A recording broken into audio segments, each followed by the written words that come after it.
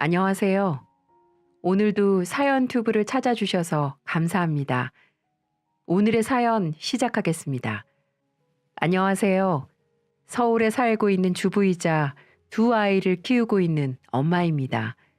제가 이렇게 사연을 보내게 될 줄은 몰랐는데요. 저도 이번에 시댁과 한바탕 큰일을 겪은 사건이 있었는데 그 사건에 대해 사연을 보내볼까 싶어서 용기를 내서 쓰게 되었습니다. 저는 또래 친구들보다 일찍 시집을 가게 되면서 젊음을 그리 오래 맛보지 못하고 고생길에 들어섰던 여자인데요. 대학교에서 만난 남편과 연애를 하다 대학교를 졸업하자마자 결혼해 곧바로 아이를 낳고 지금까지 지내고 있습니다. 물론 남편과는 지금도 아주 잘 지내고 있어요. 하지만 그동안 있었던 시댁과의 문제가 주체할 수 없을 정도로 커지게 되면서 뻥 하고 터져버린 사건이 얼마 전에 있었는데요. 그건 바로 저희 신우와 시모라는 사람 때문에 벌어진 일이었죠. 바로 그 이야기를 지금부터 해볼까 합니다. 저는 20대 한창 창창한 나이에 이 집에 시집을 오게 되면서 친정집 살림도 챙겨야 했고 시댁 살림살이도 같이 챙겨야만 했습니다. 처음엔 버겁고 힘들었지만 그래도 남편 하나 믿고 꾹꾹 버텨왔는데 점점 지나치게 행동하는 신우와 시모로 인해서 더 이상은 참을 수 없는 지경에 이르고 말았죠. 신우와 시모는 지금 생각해봐도 그 어린 나이에 시집을 간 저에게 참으로 혹독했습니다. 시댁 식구들은 처음부터 저를 좋은 눈초리로 보지 않았던 게 사실이에요. 왜냐하면 결혼도 하기 전에 제 뱃속에는 아이가 자라고 있었거든요. 결혼도 안 한 아들이 임신했다고 결혼 허락을 받으러 왔으니 좋아할 부모가 없는 건 당연하겠죠. 그래서 저는 더욱 잘하려고 노력을 했습니다. 어떻게 하면 예쁨을 받을까? 어떻게 하면 나를 며느리로 인정을 해주실 수 있을까? 항상 저는 이런 고민을 하며 신혼생활을 해야만 했었죠. 다행히도 우리 남편은 고맙게도 그리 많지 않은 나이였음에도 불구하고 저와 아기를 위해서 열심히 살아주었는데요.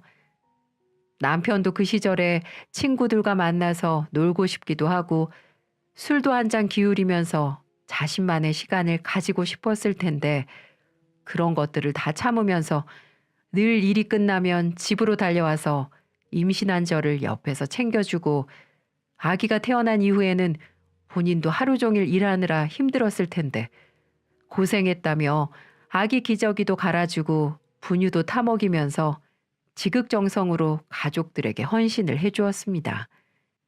그런 덕분에 제가 버텨왔던 이유이기도 했고요. 그러다가 첫째가 어느 정도 크고 나서는 남편 혼자 돈을 버는 게 안쓰러워 저는 작은 샌드위치 가게를 하나 내서 따로 운영을 하게 되었습니다. 바로 이때부터 시모와 신우의 극성스러운 시집살이가 시작되게 되었죠. 물론 그 전에도 있기는 했었어요. 근데 그건 별거 아니었습니다.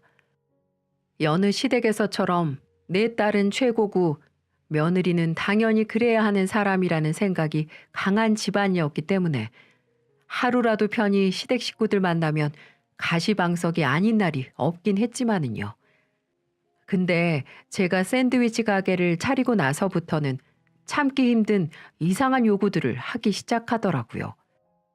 남편은 어릴 때부터 첫째로 자라면서 생활력이 강해 대학교 다닐 때도 놀지 않고 돈을 벌면서 적지 않은 돈을 모은 상태였는데요. 남편의 성실함을 잘 알고 있던 남편의 전 관장님께서 이사를 가게 되었다며 시세보다도 저렴하게 본인의 체육관을 넘겨준 덕분에 남편은 졸업하기 직전 체육관을 사들이게 되면서 관장으로 일을 시작할 수 있었어요. 대신에 아무리 악착같이 돈을 모았다고 하더라도 체육관은 본인 능력으로 사들일 수 있는 수준은 아니었기 때문에 그때 시댁의 도움을 받을 수밖에 없었고 당시에 받았던 대출 조금과 시댁에서 도와준 돈들을 하나하나 갚아나가고 있는 상태였습니다. 다행히도 제 샌드위치 가게와 남편 체육관이 평타 이상은 해서 대출금과 시댁에 빌린 돈은 문제없이 갚아나가고 있었어요. 그렇게 시간이 흐르고 어느 정도 저희가 안정권에 접어드니까 하이에나처럼 살펴보고 있다가 하나하나 물어가기 시작하는 겁니다. 처음에는 아주 별것 아니었어요. 한 번은 가게에서 일을 하고 있는데 신우에게서 전화가 왔더라고요. 언니, 저 미안한데 이번 달에 카드값이 밀려서 그러는데 카드값으로 100만 원 좀 빌려줄 수 있어요? 다음 달에 월급 나오면 바로 드릴게요. 네? 아니, 이번 달 월급은 어쩌시고요? 아, 저번 달에 제가 좀 지출을 크게 했더니 돈이 부족해서요. 대신 이번 달에 좀 덜 쓰고 다음 달에 월급 나오면 갚을 테니까 한 번만 좀 빌려주세요.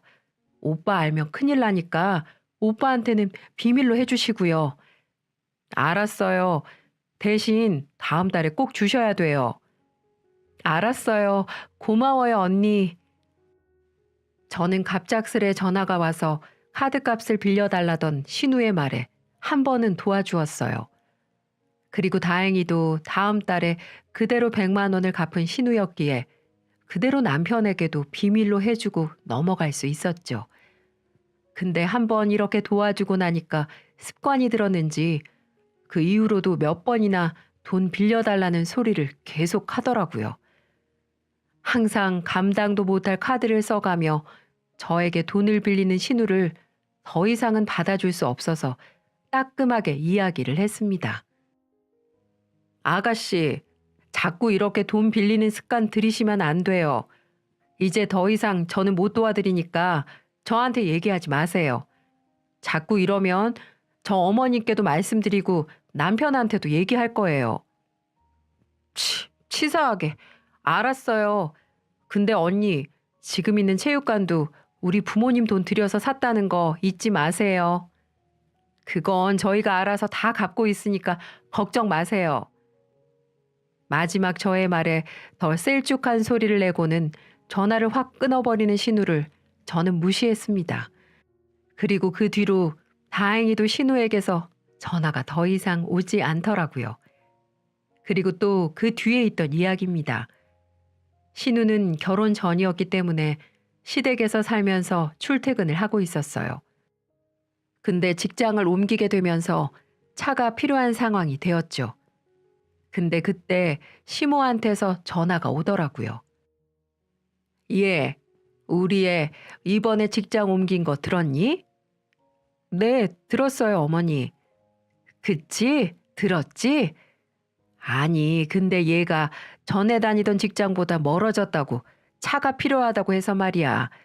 네 시아버지는 서울 교통편이 얼마나 편한데 차 사달라고 난리냐고 하는데 나는 솔직히 이제 우리 애도 차 모을 때가 되지 않았나 싶어서. 그러니까 니네 시아빠 대신에 니네가 차 좀 사줄 수 있니? 네? 저희가요? 저는 어머님의 황당한 요구에 좀 어이가 없었어요. 갑자기 신우의 차를 뽑아달라뇨.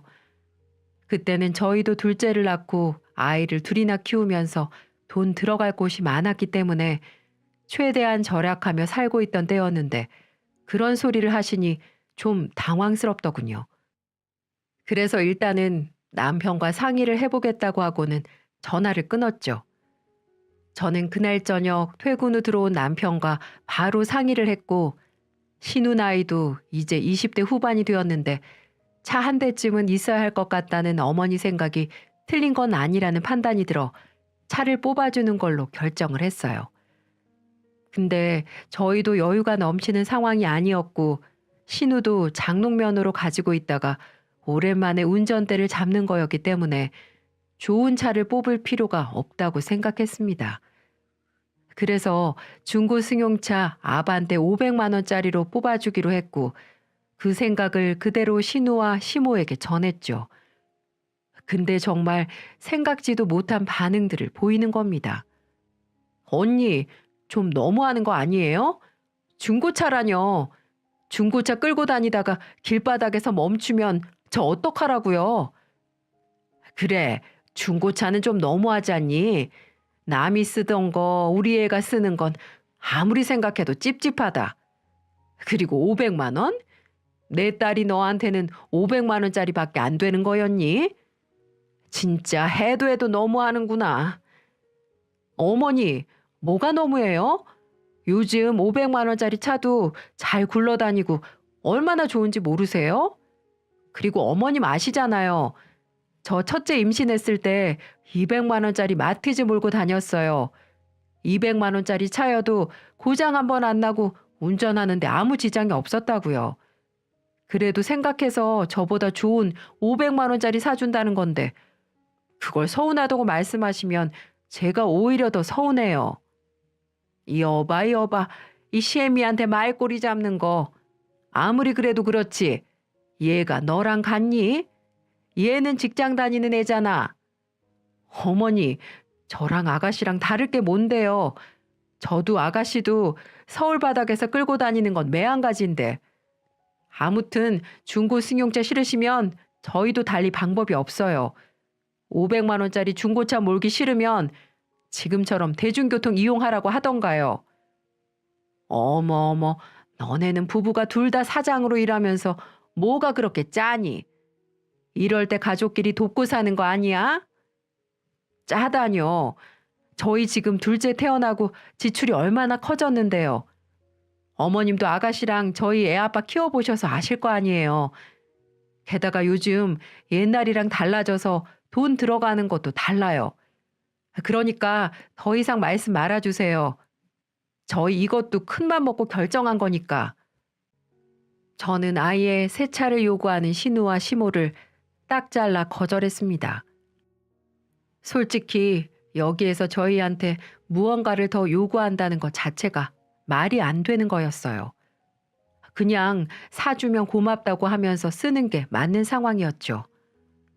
제가 하도 단호하게 나오니까 더 이상 말은 못하겠고 알겠다고 하시더라고요. 대신에 저희도 중고 승용차라고 해도 괜찮은 걸로 꼼꼼하게 알아보고 사줬어요.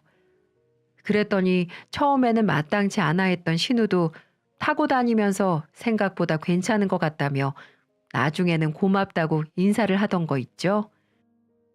아마도 힘들게 버스, 지하철 타고 다니는 것보다 훨씬 편하니 그렇겠지만은요.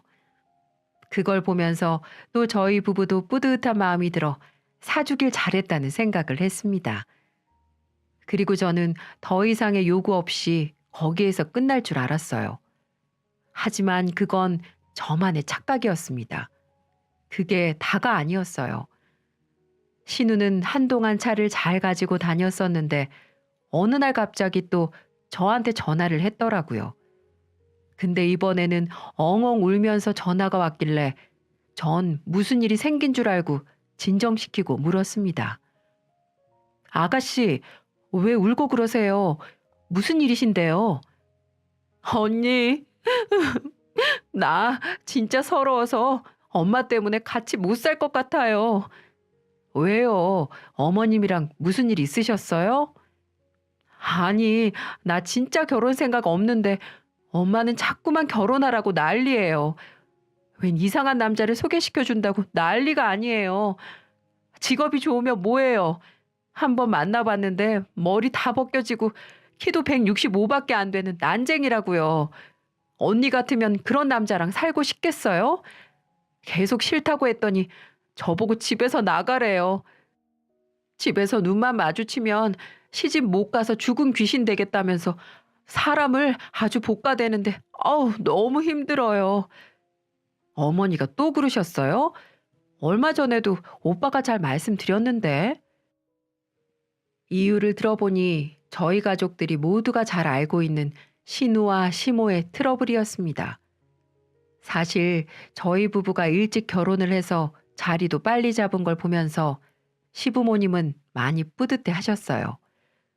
모두의 걱정 속에서 젊은 나이에 결혼을 했지만 둘 다 책임감이 강한 사람들이라 저희는 정말 악착같이 살면서 첫째도 키워내고 둘째까지 낳으며 체육관과 샌드위치 가게 운영에 힘을 썼거든요. 그랬더니 저희 나이 때 또래보다도 시작은 힘들었을지언정 지금은 가장 안정적이게 살아가는 모습을 보여줄 수 있었죠. 이런 모습을 보이니 저희 시어머니는 신우 걱정이 커져서 30대가 다 되도록 결혼도 못하고 있다면서 엄청난 닥달을 하곤 했었나 봐요. 그 모습은 저희가 보기에도 좀 너무하다 싶을 때가 많았기 때문에 신우를 좀 안쓰럽게 보며 시어머니를 말리곤 했었죠. 근데 신우도 그게 한계에 다다랐는지 점점 시어머니와 싸우는 정도가 커지더니 이번에는 결국 울면서 저한테까지 전화가 온 상황이었습니다. 저는 모든 사정을 다 알고 있었기에 한참 위로를 해주었어요. 근데 거기까지는 좋았습니다. 얼마든지 위로해 줄 수 있는 상황이었죠. 근데 갑작스럽게 당황스러운 요구를 꺼내는 거 있죠? 언니, 나 이제 진짜 독립할 때가 된 것 같아요. 솔직히 지금 내 친구들 중에 엄마 아빠랑 같이 사는 애는 나밖에 없어요. 저 독립해야겠어요. 그래서 말인데 언니네가 저 오피스텔 좀 구해줄 수 있어요? 저 지금 돈 모아놓은 거 하나도 없어요. 맨날 카드값으로 다 나가서 적금도 하나 없는 상황이에요. 그러니까 언니, 우리 같은 여자잖아요. 여자는 여자 마음을 잘 알잖아요. 그러니 이렇게 부탁할게요. 30살 나이가 다 되도록 적금 하나 없이 살았다는 걸 아주 당연하다는 식으로 말하는 신우를 보면서 저는 어이가 없었고 위로하는 마음으로 가득했던 저의 속은 순식간에 또? 라는 마음으로 바뀌게 되었죠. 근데 같은 여자로서 시어머니에게 시달리는 그 모습이 보기 안쓰러운 적이 많았기 때문에 고민을 좀 하게 되더라고요. 하지만 자동차를 뽑아줄 때 그랬듯이 저 혼자 결정할 수 있는 문제가 아니었기에 저는 이번에도 남편과 상의를 해서 알려주기로 했어요. 남편과 상의한 결과 남편은 동생도 독립을 하는 게 좋을 것 같긴 하지만 우리가 집을 다 구해줄 수 없다는 게 결론이었어요. 그래서 신우에게 이야기를 했죠. 아가씨, 저희가 오피스텔 구하는데 보탬은 해줄 수 있는데 아예 다 구해주기는 어려울 것 같아요. 이번에 우리도 가게 세를 좀 올려달라고 하셔서 돈이 좀 나갔거든요. 저희가 해줄 수 있는 건 1,000만 원 정도 있으니까 여기 맞춰서 보증금 되는 집을 찾아보거나 아니면 아가씨가 더 보태서 하시면 될 것 같아요. 어머 언니, 1,000만 원이면 어디 나가서 월세살이 하라는 건데 서울 바닥에서 월세살이 하는 거 얼마나 힘든지 언니도 알잖아요. 게다가 저 모아둔 돈도 없다고 분명히 이야기했는데. 아가씨, 저희 이 돈도 정말 무리해서 드리는 거예요. 근데 이것도 싫다고 하시면 저희는 도와줄 수 있는 방법이 없어요. 아가씨 직장 다니니까 대출 될 거 아니에요. 물론 대출도 함부로 쓰는 건 아니지만 처음에 집 구할 때는 다들 그렇게 시작해요. 그러니까 아가씨도 정말 독립하고 싶으면 그렇게 하세요. 저는 좀 매정하게 보일지언정 단호하게 얘기를 했습니다. 왜냐면 그렇게 해서라도 신우에게 돈 귀한 줄을 알려주어야 했고 경제관념을 심어줄 필요가 있다고 생각을 했기 때문이었죠. 그러면서 얼마나 아껴 써야 하고 돈을 모아야 할 필요성에 대해서 느끼길 바랬거든요. 남편도 저도 그 이상은 더 해줄 수 없다는 의사를 분명히 밝히고 나니 독립이 간절했던 신우이는 어쩔 수 없이 알겠다고 하면서 저희가 준 돈에 맞춰서 월세방을 하나 얻기로 했습니다. 그렇게 전 신우이 문제는 끝난 걸로 보였어요. 하지만 이제는 시모가 전화해서는 날 계란 볶듯이 볶아대는 거 있죠? 저한테 전화를 해서는 막 성질을 피우기 시작하는 겁니다. 야, 네가 우리 둘째 보고 독립하라고 꼬드겼어? 얘가 아주 헛바람이 들어서 독립하겠다고 난리야. 요즘 세상에 여자 혼자 오피스텔 원룸 같은 데 살면 범죄가 얼마나 힘든 줄 아니? 넌 뉴스도 안 봐? 네가 우리의 잘못되면 책임질 거야? 아주 지하고 피 한 방울 안 섞였다고 남처럼 대하는데 너 그러는 거 아니다. 참 이놈의 집구석 해줘도 뭐라 하고 안 해주면 삐지고 도대체 어느 장단에 맞추라는 건지. 그래서 저도 화가 나서 따지기 시작했습니다. 어머니, 제가 꼬드긴 게 아니라 본인이 먼저 이야기를 한 거예요. 전에도 말씀드렸는데 아직 아가씨가 홍기가 찬 것도 아니고 요즘 시대에 결혼 늦게 한다고 해서 큰 문제 되는 것도 아닌데 어머님이 좀 지나치게 닥달하셨잖아요. 그것 때문에 힘들다고 본인이 먼저 나간다고 한 거지 저희가 부추긴 적 없어요. 게다가 독립자금으로 1,000만 원이나 해줬는데 본인한테는 얼마나 이득이에요. 계속 어머님이 아가씨 독립하는 건 원치 않으시면 지금 계약금만 내놓은 상태이기 때문에 전부 돈 돌려주세요. 도대체 저보고 어쩌라는 거예요? 이게 어디서 훈수질이야? 이러다가 내 딸이랑 내 부모 노릇까지 다 할 기세다 너? 어? 어머님, 저는 아가씨 도와준 것밖에 없어요. 왜 저한테 이러시는 거예요? 그럼 어머님이 아가씨 독립 못하게 막으시면 될 거 아니에요. 내 말이라고는 귓등으로도 안 들으니까 너한테 말하는 거 아니냐. 내가 진짜 자식들 키워봤자 다 소용없어. 그럼 어머니도 포기하고 보내주세요. 이제 그 나이면 독립할 때 됐죠. 결혼을 하든 혼자 나가서 살든 독립하는 건 똑같은 건데 왜 그렇게 성하세요? 저 지금 일해야 해서요. 전화 먼저 끊겠습니다. 딸의 독립을 제 책임으로 몰아넣는 시어머니를 보면서 화가 나서 저는 전화를 먼저 끊어버렸어요.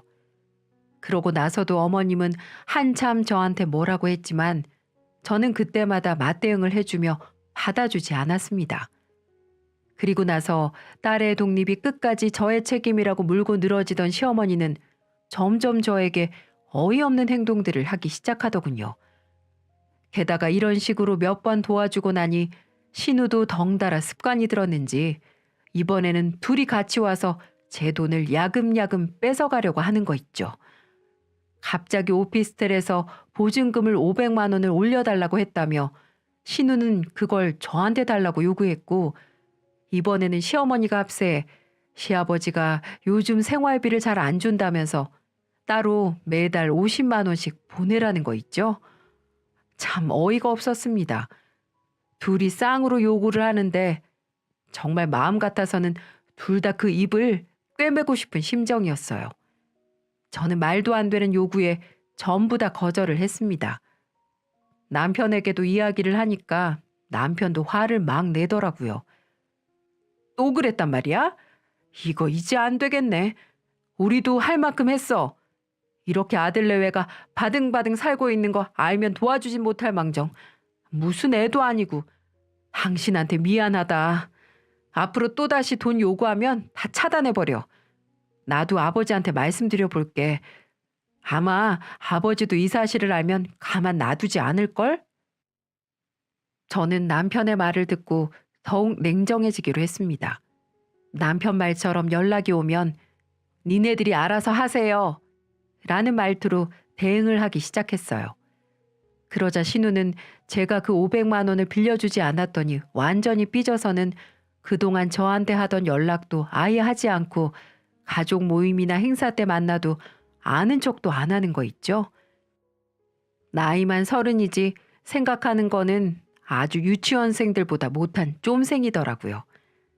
그런데다가 시어머니는 한술 더 떠서 어머니 생신 때 갖고 싶은 거 말씀하시라고 했더니 용돈을 보내주기 싫으면 오래된 TV나 좀 바꿔달라고 하시기에 괜찮은 걸로 해드렸는데 그것도 모자라 이번에는 금팔찌를 해달라고 하는 거 있죠. 그 모습들을 보면서 전 생각했습니다.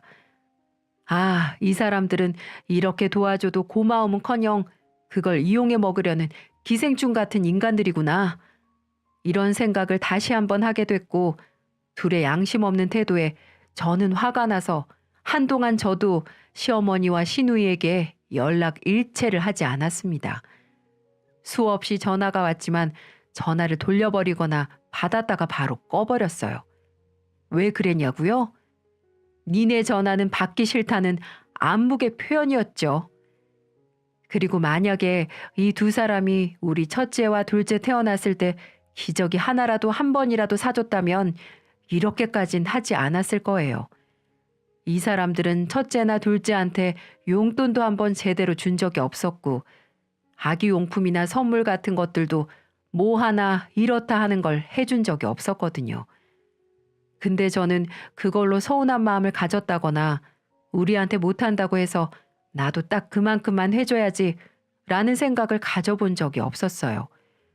오히려 저는 다른 사람들에게 도움을 받는 걸 싫어하는 독립적인 성격이라 모든 걸 남편과 저의 손 안에서 해결하는 게 맞다고 생각해 지금까지 그렇게 살아왔습니다.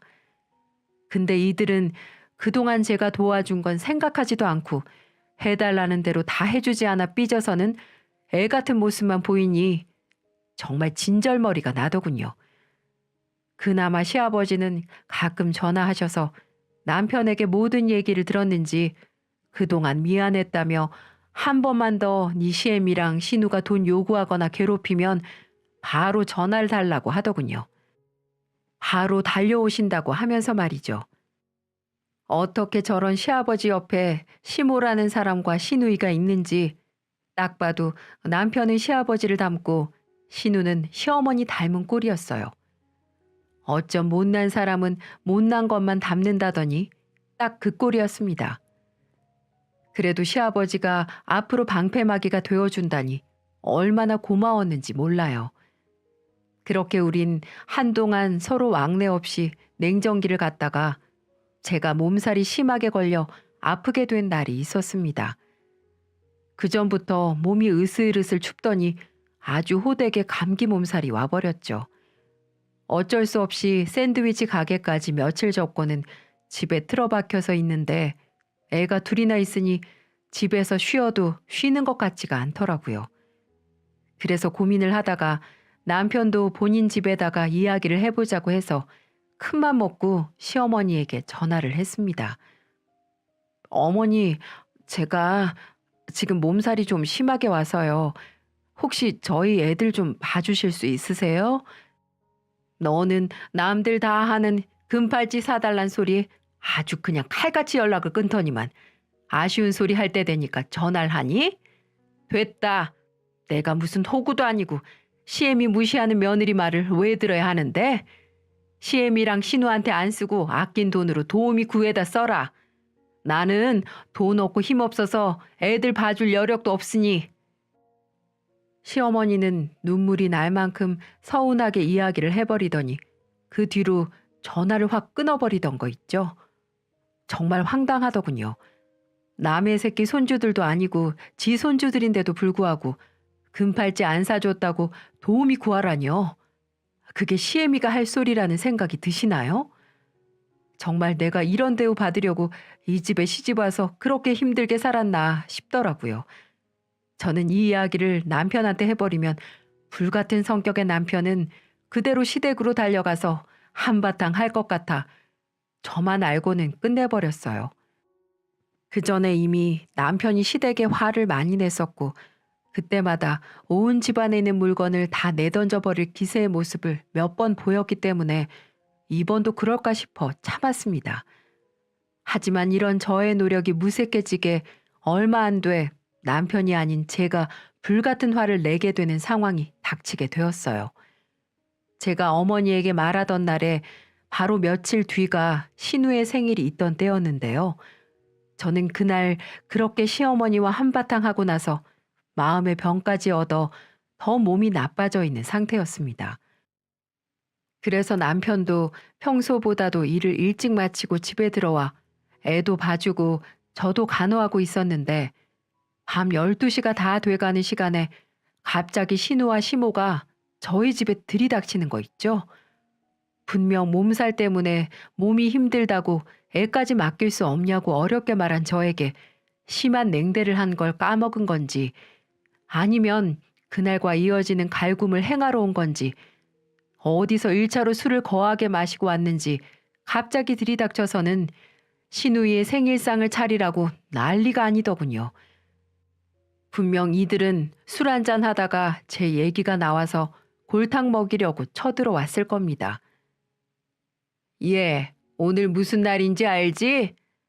아주 그냥 이번에 얘 31살 먹은 기념으로 특별하게 생일 보내야겠다면서 하도 성화를 부려대서 데리고 왔다. 얘 생일상 좀 얼른 차려봐. 케이크까지 지 손으로 사와서 어찌나 성한지. 이참에 며느리 음식 맛 좀 봐보자꾸나. 그리고 이것 받아라. 술이다. 이거 시원하게 냉장고에 좀 넣어놓고. 네? 어머니, 지금 시간이 몇인 줄 아세요? 12시예요, 12시.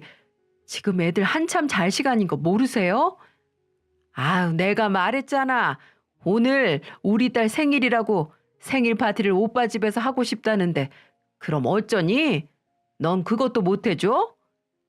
그래요, 언니. 나 이번에 31살 생일인데 생일상 좀 차려봐요. 없으면 배달 음식이라도 시키면 되지. 왜 그렇게 죽상을 하고 그래요? 아, 아가씨, 어머님, 제발 생각을 하고 행동하세요. 지금 시간이 12시가 다 돼가는 시간이에요. 미리 얘기를 한 것도 아니고 어머님께는 제가 그저께 전화해서 아프다고 애들 봐달라고 했던 걸 아주 가볍게 무시하셨으면서 아가씨 생일상을 차리라고요? 도대체 왜 그렇게 저를 막대하세요? 제가 어머님이랑 아가씨 종이에요? 하녀냐고요? 아이고, 소리 지르는 거 보니까 힘이 남아도는구만 뭘. 너는 운동선수나 했던 애가 뭘 그렇게 한 번 아픈 걸 가지고 애까지 봐달라고 요란을 떨어? 그렇게 골골대가지고 어디다가 써먹니? 그러게요, 언니도 참. 언니 아프다고 엄마한테 애들 봐달라고 했어요? 양심도 없어라. 언니는 우리 엄마한테 용돈을 보내주길 해요. 뭘 하길 해요? 매달 용돈 조금 보내달라고 했던 것도 무시했으면서 너무했다 진짜. 그것뿐인 줄 아니? 내 친구는 걔네 아들이 순금을 사다 바쳤다길래 부러워서 나도 사달라고 했었는데 그것까지 매몰차게 거절했던 애야 얘가. 어머 너무했네 너무했어. 언니 진짜 그러는 거 아니에요. 언니와 오빠는 가게도 2개씩이나 운영하면서 돈 아껴서 뭐해요? 나보고는 맨날 저축하라고 난리. 돈은 쓰라고 있는 거지 그렇게 악착같이 모아만 두라고 있는 게 아니라고요. 이 둘의 어이없는 대화를 들으면서 저와 남편은 황당한 표정으로 보고 있었습니다. 남편은 옆에서 화가 나서 이미 얼굴이 벌개져 있었고 저는 더 일이 커지기 전에 빨리 쉬고 싶어 그냥 그들을 나가게 하고 싶은 심정이었어요. 그래서 말했습니다. 이제 할 말 다 하셨어요? 저 진짜 골이 울리거든요. 2분 얼굴 보고 있는 것만으로도 이미 한계치 넘어섰으니까 제발 이 집에서 나가주세요. 어머나 언니 말하는 것 좀 봐. 지금 그거 나랑 우리 엄마한테 하는 소리예요? 진짜 싸가지 없다 언니. 그렇게 안 봤는데. 내가 너만큼 싸가지가 없을까요? 제발 닥치고 좀 꺼지라고. 아가씨라고 봐주고 봐주니까 내가 만만하지? 니네 엄마 데리고 이 집에서 나가 제발. 저는 가뜩이나 아파서 힘이 없는데 더 저를 열받게 하는 신우의 말에 이성을 잃고 말을 해버렸습니다. 그랬더니 그 말에 열이 받은 신우가 제 머리채를 잡아버리는 거 있죠?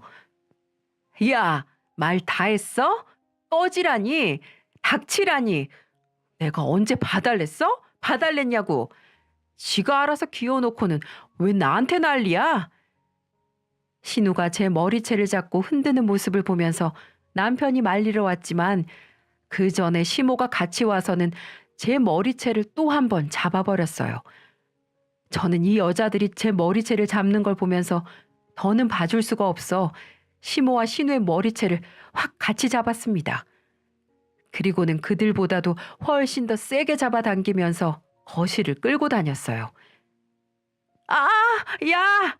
이거 안 놔? 어디서 이 시애미 머리채를 잡어? 시어머니 같아야 말이지. 나도 남의 집 귀한 딸이야. 당신 종 아니라고. 아주 그동안 참아주니까 만만히로 보여서 이러지?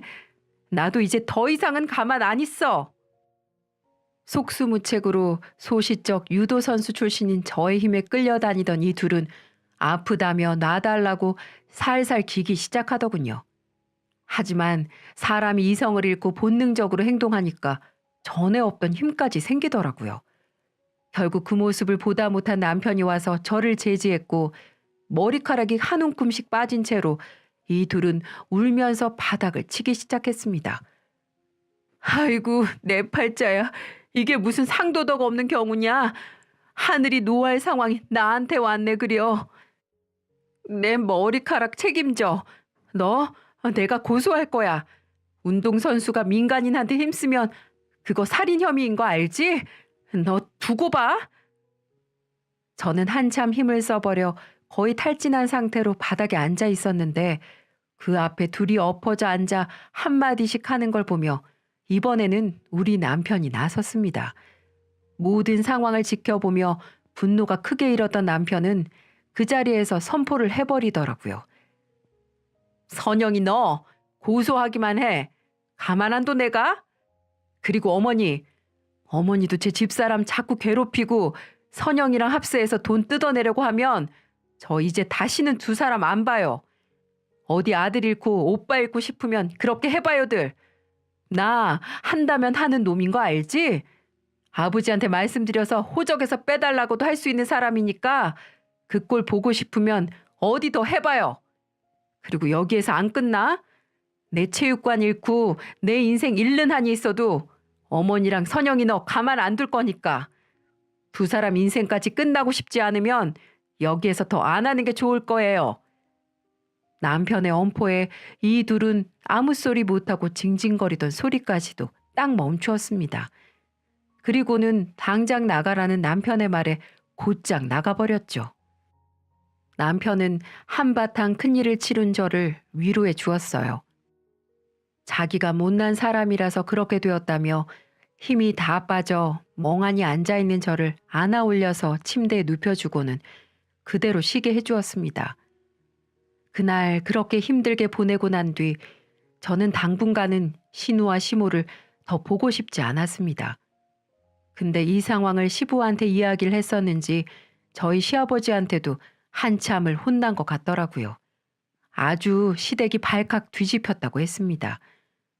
남편 말로는 시아버지가 크게 노하셔서 집안 화분이고 뭐고 다 던지며 화를 내셨다고 했어요.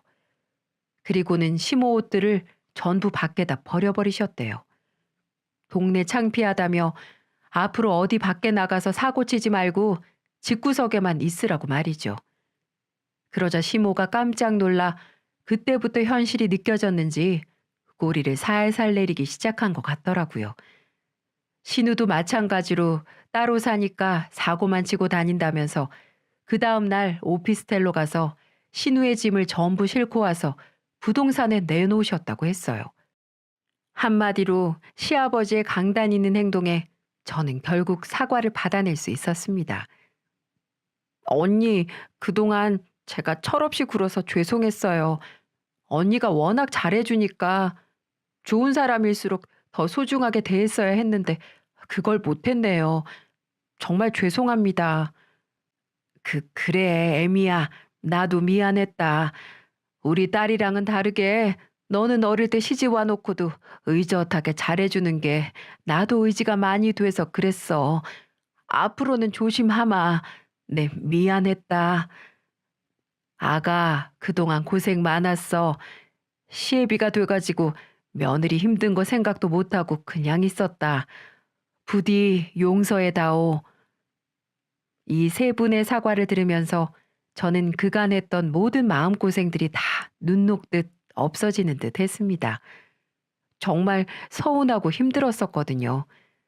그렇게 모두의 사과를 받아들이고 난 뒤 저희 시댁의 모습은 180도 달라졌어요. 시모와 신우는 이제 저한테 찍소리도 못하면서 지냈어요. 저한테 조금만 뭐라고 하는 기미가 보이면 저희 시부와 남편이 눈에 불을 켜며 지켜봤거든요. 그리고 제가 유도로 다져진 몸인 줄 아는지 더 이상은 함부로 하지 못해요. 지금은 저희 시댁에서 제가 대빵이 되었습니다. 게다가 제가 한번 호되게 머리채를 잡고 나니까 제 힘과 기에 제대로 눌렸는지 이 둘은 더더욱 저한테 잘하고 있답니다. 물론 저도 며느리로서 또 새언니로서의 역할도 충실히 잘하고 있어요. 그리고 시누이에게 보증금 도와준 1,000만 원도 되돌려 받을 수 있었고, 시아버지가 신우 중고차 사준 돈 500만 원, 정신적인 피해 용돈 500만 원 주셔서 500만 원 더 받을 수 있어서 얼마나 좋았는지 몰라요.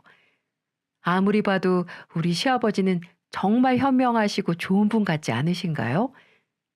그렇게 한바탕 큰 사건이 벌어지고 저희는 전과는 달리 더 화목하게 지낼 수 있게 되었죠. 참 우습죠. 사람이라는 게 별거 아니더라고요. 그동안도 호락호락하게 해준 건 아니었지만 제대로 본때를 보여주니 이렇게 바뀐다는 게 좀 허무하기도 했지만 그래도 저는 전과 달리 살만 난답니다. 젊음은 한때지만 철없음은 영원할 수 있다고 해요. 우리 신우와 시모는 영원히 철이 들지 않을 것 같았지만 그래도 요즘 좀 달라진 모습을 보이니 희망이 있어 보입니다. 여전히 재벌은 남 못 주고 의도치 않게 가끔 저를 힘들게 할 때도 있지만 그건 전부 제 안에서 수용이 가능한 선이라 잘 지내고 있어요. 여러분도 주변에서 괴롭히는 지인들이 있다면 그들이 빨리 정신 차리고 나이값 할 수 있기를 바랄게요. 그리고 모두가 화평하게 행복하게 잘 살기를 기원하겠습니다. 지금까지 저의 웃기고도 행복한 사연 들어주셔서 감사합니다. 다들 건강하세요.